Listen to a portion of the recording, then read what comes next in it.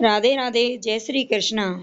और मैं आपके लिए लेकर आई हूँ यहाँ पर अकबर और बीरबल की दिलचस्प कहानियाँ।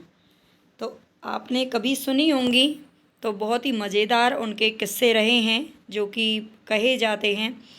पहले हमने बहुत सुने थे जब हम बचपन में थे, तब उस टाइम पर ये हमारे पिताजी के द्वारा और दादाजी के द्वारा बहुत किस्से सुनाए जाते थे। तो बहुत ही दिलचस्प हैं।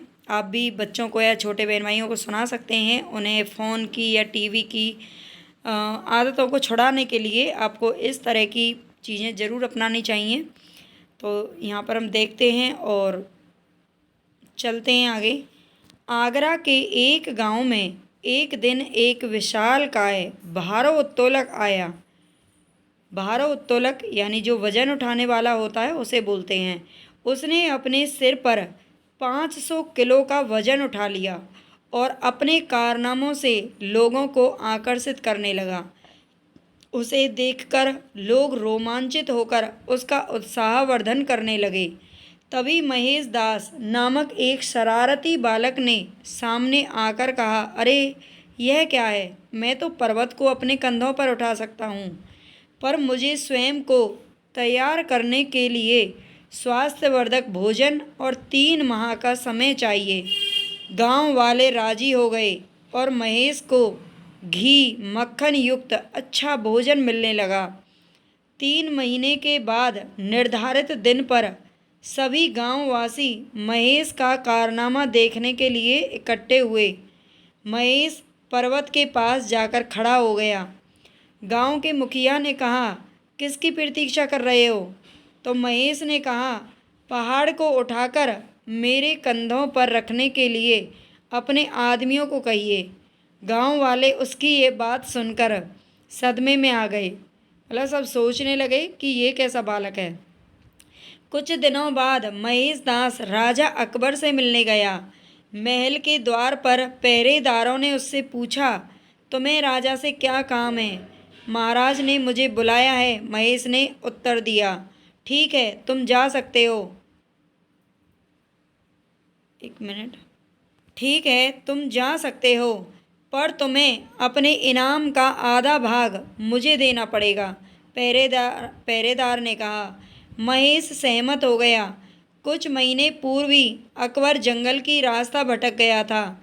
तब महेश ने ही उन्हें बाहर निकलने का रास्ता दिखाया था। अकबर ने तुरंत महेश को पहचान लिया। उससे पूछा, इनाम में तुम क्या चाहते हो? महेश ने कहा, 50 कोड़े।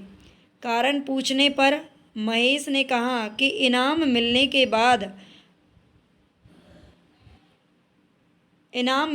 बाद वह बताया। 25 कोड़े खाने के बाद महेश ने सिपाहियों को रोक दिया और द्वार पर खड़े पहरेदार को बुलवाया।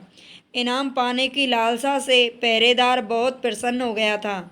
महेश ने कहा, इस पहरेदार ने मुझे आधा इनाम देने के लिए कहा था, इसलिए अब शेष 25 कोड़े इसे लगाए जाएं। इस प्रकार पहरेदार को 25 कोड़े खाने पड़े। अकबर ने महेश को अपना मंत्री नियुक्त कर लिया और वह बीरबल कहलाया। एक दिन अकबर के दरबार में एक दरबारी ने कहा, महाराज, मेरी समझ से बीरबल बुद्धिमान नहीं है, पर हाँ, यदि वह मेरे प्रश्नों का सही उत्तर दे दे तो मैं उसकी बुद्धिमत्ता को मान लूँगा। अकबर सहमत हो गए। उन्होंने बीरबल से कहा कि यदि उसने प्रश्नों के सही उत्तर नहीं दिए तो वह दंड का अधिकारी होगा। दरबारी ने 3 प्रश्न पूछे। आकाश में कितने तारे हैं? ये पहला प्रश्न था।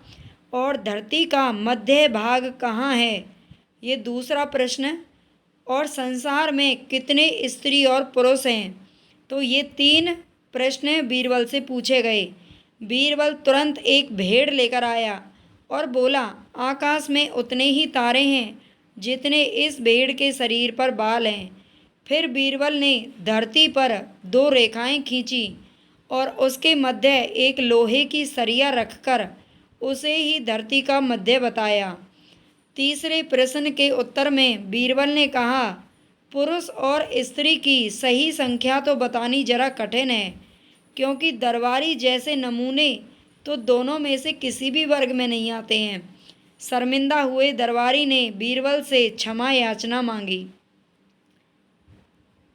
तो इस प्रकार से अकबर और बीरबल के जो किस्से हैं बहुत ही रोचक और प्रसन्न करने वाले हैं।